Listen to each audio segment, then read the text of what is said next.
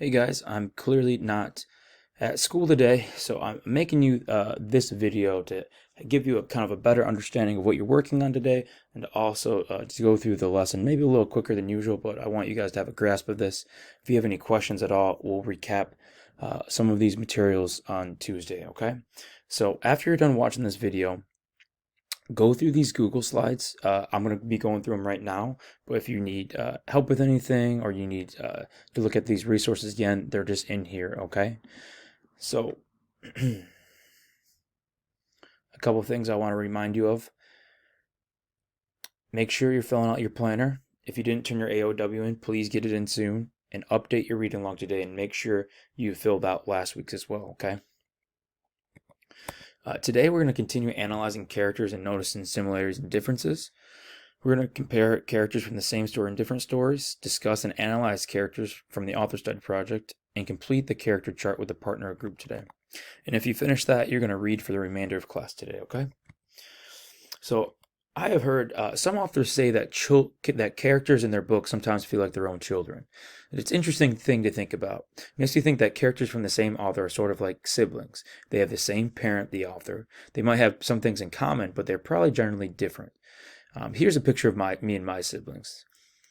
Some people say we look alike, some people say that we act alike, but even though we have things in common, the development of who we are is different because we all have a unique experience that shape us in who we are today. It's kind of the same way when you think about characters written by the same author in different books. An author might have a certain style that enables readers to see similarities between characters, even though readers might be reading different books. For example, me and this big lug here are both English teachers.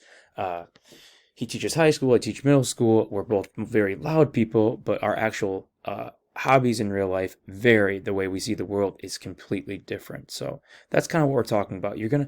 Characters might have the same kind of DNA and template, but they might go off on their own path, okay? So let's think about this, asking why.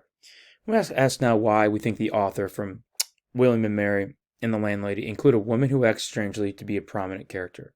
What is relevant about this? How were they introduced and developed? Were they similar or different? What are the reasons why Dahl chose to develop these characters in this manner? And I want you to be thinking about this because this is what you're going to be doing with your partners too. I want you to be thinking about, hey, these characters seem like they have a lot in common. Why is it the same kind of character type leading both books? Or whatever the example is in your story, okay? Let's look at a chart I've made about the Landlady and Mary. What I have on this chart are my observations. I want to try and look at what I know and synthesize what it might mean. When I look at this chart, I need to think about what I see and if any of it matters. What I find interesting is I think he presents both ladies as normal people at the beginning. The landlady seems upbeat, friendly looking, and welcoming. Mary seems a bit defeated and worn out. I think about what this might mean is I'm synthesizing. I think the landlady is presented this way at the beginning to lead me and Billy to believe she's harmless. What could she possibly do? On the other hand, Mary comes off differently. I think the author did this in order for the reader to realize how dissatisfied she was with William as a husband. Maybe she now feels free from him and his demands. So both characters start off as like kind of more normal human beings. She obviously, the landlady seems a little more welcoming, where Mary's presented off as seems a little more harsh and seems like life is beating her down. But they both go down a path to make them seem like really odd at the end. And I want you to think about that. Like, why did the author choose that for both of his stories? Now let's continue. Let's go deeper looking at William and Mary and the Landlady. Let's talk about how the first two characters were introduced in the Landlady. Billy's introduced by getting off a train into a town that seems harsh and cold. And what is his traits? And how do we provide evidence? Billy seems too trusting and naive. He seems too trusting of the landlady, even after the constant warning she might be more devious, right? So Billy's too innocent, right? And it's kind of showing that in a lot of ways. And then the landlady, she was introduced when she opened the door quickly. She had blue eyes and round cheeks, but her traits, she was strange and scary. She can't remember her other guest names. She only had a few guests before. She objectifies Billy with a possessive tone before she poisons him. And then you have Mary. She's introduced when Mary was given the letter written by her dead husband. Mary was a disappointed, unhappy wife. How do we know this? Because she repeatedly discusses that she was not attracted to her husband's looks or happy about their marriage. And in William, he was introduced by the star of the story by writing the formal letter before he passed. and he was controlling and oppressive. I mean, even after her death, he tries to tell Mary what to do. So we have some pretty interesting characters here. But the two that I find the most similar and dynamic are Mary and the landlady. So I'm going to focus on them the most right now. So what are some commonalities about the characters in the different books? So you're going to be doing this too with your partners today. And some things that the two ladies had in common were they were about the same age. They both seemed normal and friendly at the beginning. And they both were in the end to be violent or vengeful against their main male characters. So that's their similarities, but what are some of the differences? Like, clearly they're not the same. Exactly. So Mary and the landlady both seem to have some type of issue with the male characters, but with the landlady, her motives seem more obscure. One could have empathy for Mary. Her life was filled with a man oppressing her from acting upon her own passions. Her whole marriage she was told what to do and how to do it. With the power dynamics shifted, she could now take control of her own life. The landlady, on the other hand, her backstory is ominous. We do not know why she does what she does, but she seems to enjoy it on a different level. But what else have I noticed that is similar so far between the two books? Something else I've noticed between these two stories that are similar is how both stories had endings that were meant to surprise the reader and leave them thinking. Neither stories clearly explained what happened. The author expected the reader to figure out. To move the stories also brought up words of creepy and eerie, right? So you need to be thinking about, why are we spending time on this? Why do these observations matter? Why would Roald Dahl choose two women to be acting in more mischievous ways than we'd expect, right? Why would he choose that? And I'm thinking because we don't see it coming.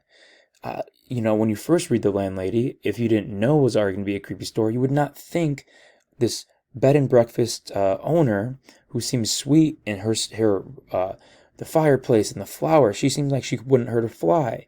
And then in the other story, you have Mary, who seems very passive. So she's choosing like two characters that seem predictable, but he makes them unpredictable. And that's a really fascinating writing choice. And when you're talking with your partners today, I want you to think about, is your author making similar choices? What characters do you find fascinating or interesting? What are their commonalities? What are their differences? Now it's your turn, comparing and contrasting. You're going to be filling out the same chart with your partners today. How are the characters introduced, their traits and evidence, their similarities and differences, and what other similarities are in the stories?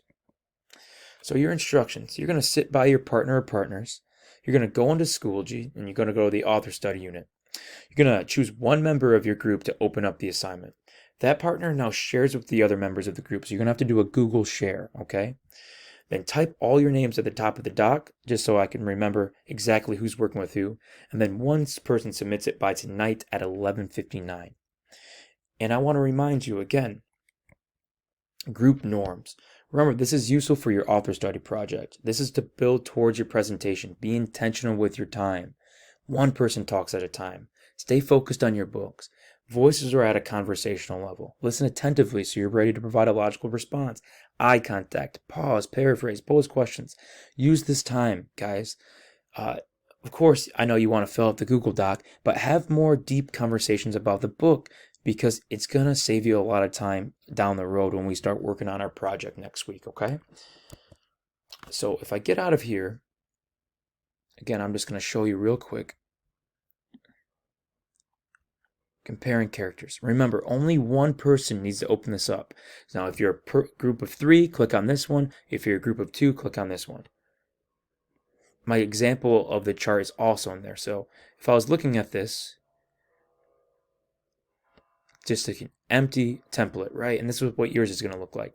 Just have your names at the top here. And then all you have to do if you want to share what you have to share with your partners is type in their name, and they'll be added to that Google Doc, okay? So you guys can fill them out at the same time, this top part. This will have to be more of a conversation, okay? I hope you guys have a wonderful day. I'll be missing you, and I'll be back good as ever on Tuesday, okay? Have a great day. Email me with any questions at all, and if anything's confusing to you, we'll go over it on Tuesday as well, okay? Take care.